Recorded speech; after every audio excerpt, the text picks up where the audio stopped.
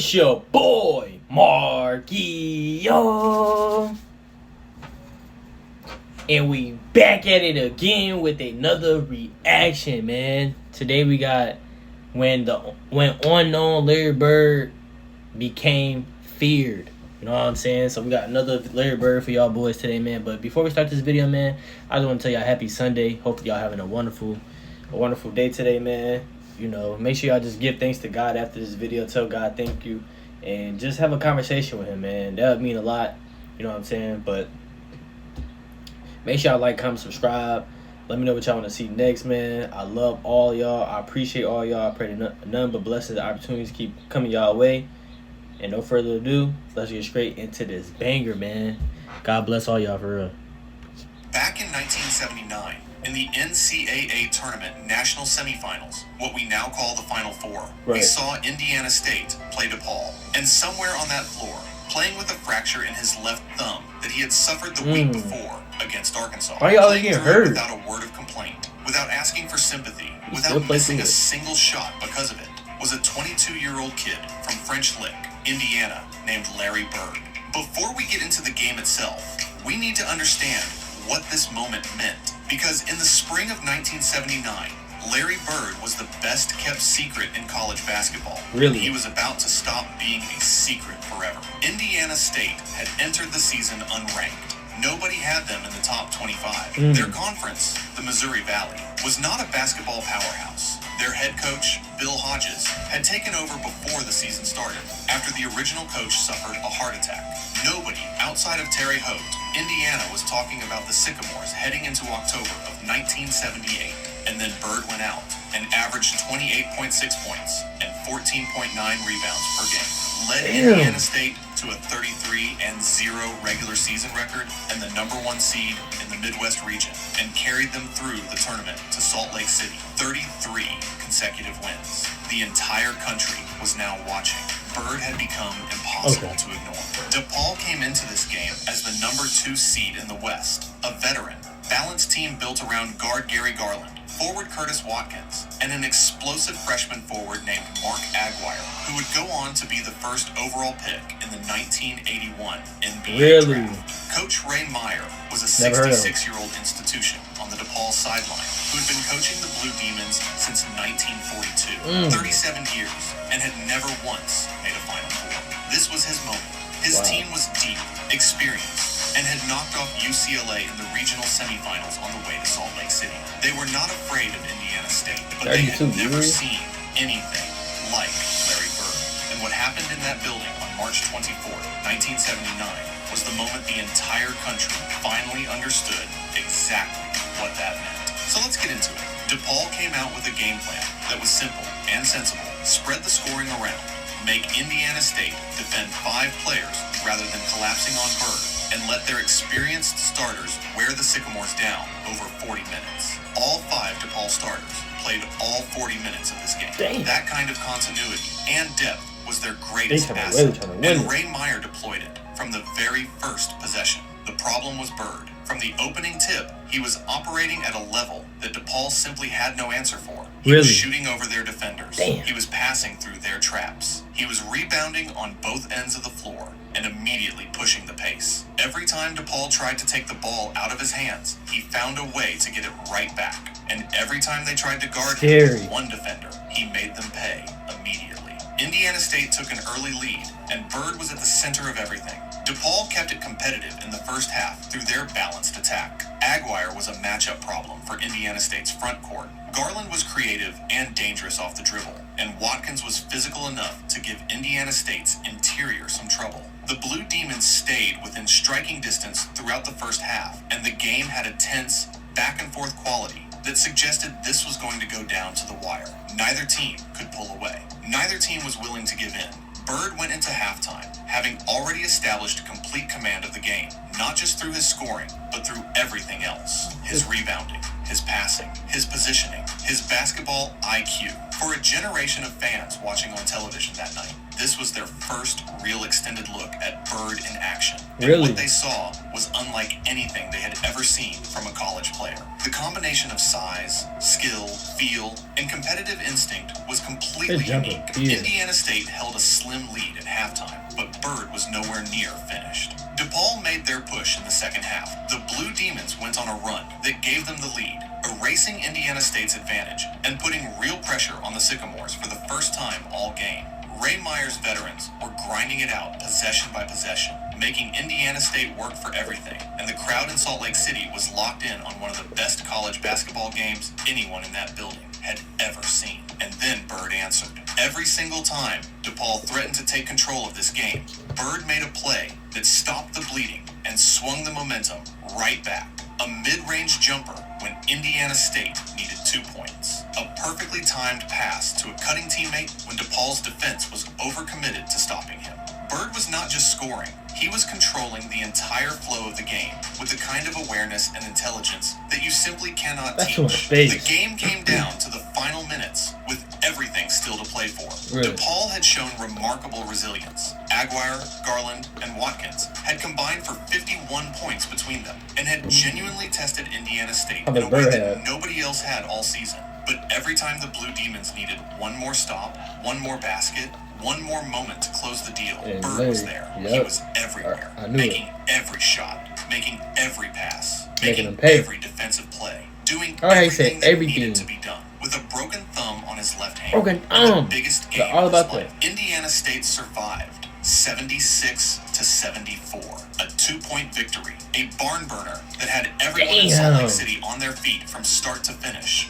And Larry Bird walked off that floor having put together one of the greatest individual performances in the history of the NCAA tournament. The final line, 35 points on 16 of 19 shooting from the field, 84.2%. The 8th highest shooting percentage in Final Four 16 rebounds, 9 assists. Still stands decades later. 16 rebounds, 9 assists, all of that with a fractured thumb on his non-dominant hand. All of it against a veteran, experienced DePaul team that came to Salt Lake City, specifically prepared to contain him, and still had no answer. Who watched this game? The 19 shooting performance set an Indiana State tournament. He said 87% from the field. The 35 points was the highest single game total of Bird's entire NCAA tournament career. The 16 rebounds was a tournament high for him. All three 16 of them. Shooting percentage, points, rebounds were Indiana State records for a single NCAA tournament game set on the same night against the same team.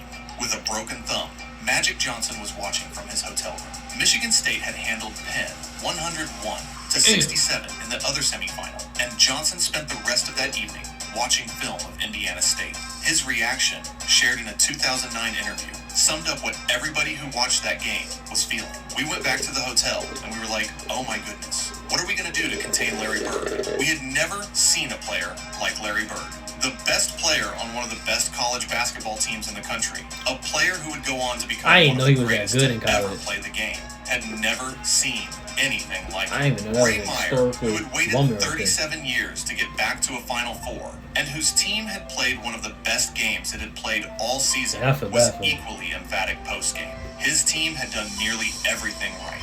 Their 5 starters had played all 40 minutes. Their balanced attack had produced 74 points, and they had still lost by 2 because of one man.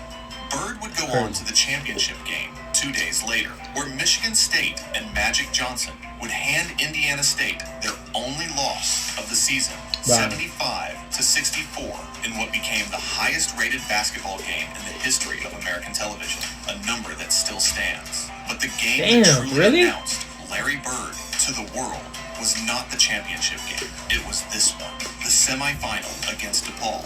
The night he went 16 of 19 with a broken thumb and refused to let the Sycamores' perfect season end one game too early.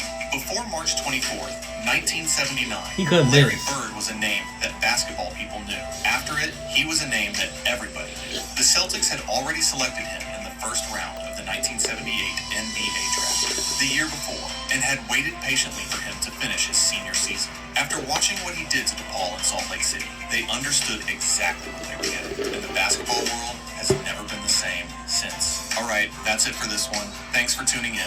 Let us know what you thought down below in the comments. I'm glad I watched this video. And they just dropped this video today and it got 100K views. That is crazy work. Yo. Oh my gosh. Yo, I'm so glad that I'm just like watching Bird a lot often. Like, I've been watching Bird so much. It's like, it's something new always coming out. Like, this story right here, I did not know Bird had one of the greatest college games of all time. 35 points, 16 rebounds, 9 assists. 85 to 87% from the field. I think he only missed 3 shots. Let's look up how much Larry Bird averaged in college. Larry Bird, bro, I don't know, bro. Like, he was just a certified stat guy. Like, I don't know. I want to say score, just a scorer, because the man, he was rebounding like a big, like Dennis Rodman. 16 rebounds and you a scorer? And 9 assists?